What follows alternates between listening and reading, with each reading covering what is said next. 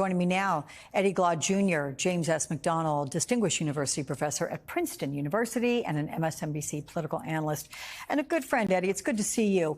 Let's get into the latest autopsy results and the Justice Department now opening an investigation. Give me your assessment of how this is being handled.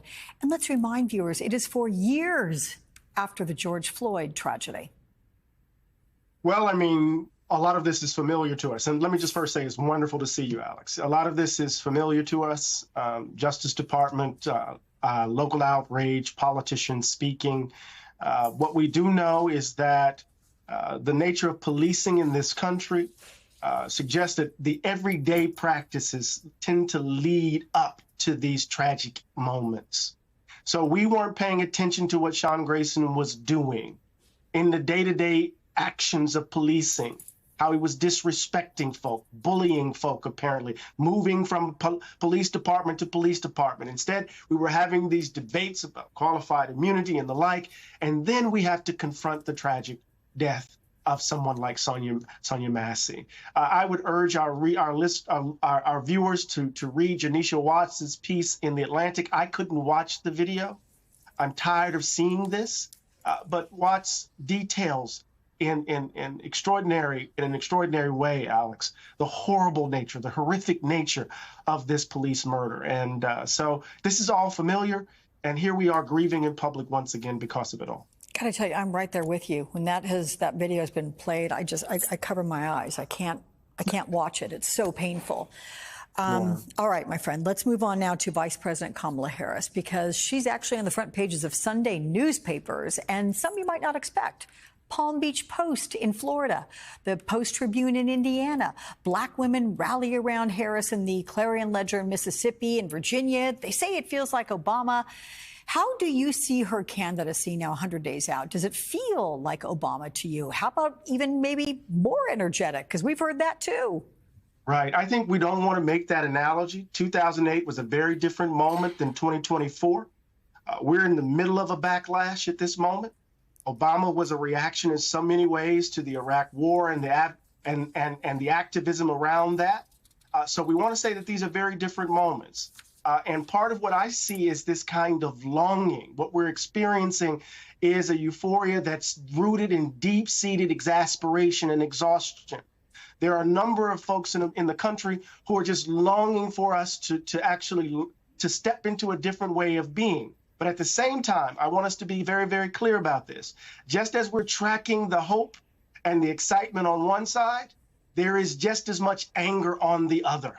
And we have to understand that as we look at the political map. What this excitement is doing is changing the Vice President Harris's electoral map. There's a different way. It's not just through the blue wall. She can now bring Georgia into play. North Carolina's into play. Nevada's into play. Arizona's into play. Some people down in Florida are shouting from the rooftops, we're in play, right? And all of this has everything to do with, Alex, the turnout game on the ground, the retail politics, the blocking and tackling. And with all of this money that the campaign is receiving, I want her and that campaign to flood the zone so that we can get folk out to vote and we can actually, in some ways, change the course of the nation. Let me ask you about your comment about 2008 being a different time than where it is now, and that you said that 2008 was a backlash to a number of things, the Iraq War and the like. Is Kamala Harris a backlash to Donald Trump in that this is a proven successful district attorney, a proven successful California state attorney, and as she has said, this is somebody, she knows his type. She has prosecuted people who've been found guilty of things that he has similarly been found guilty of. Do you think that is part of the equation? I think so, but I wouldn't describe it as a backlash. I would describe it as a response. And this is what's so historically unique about it, Alex, right? Usually the backlashes that have happened in our country last for like 40, 50 years. Think about Plessy versus Ferguson, 1896. We don't see the overturning of Plessy versus Ferguson until 1954.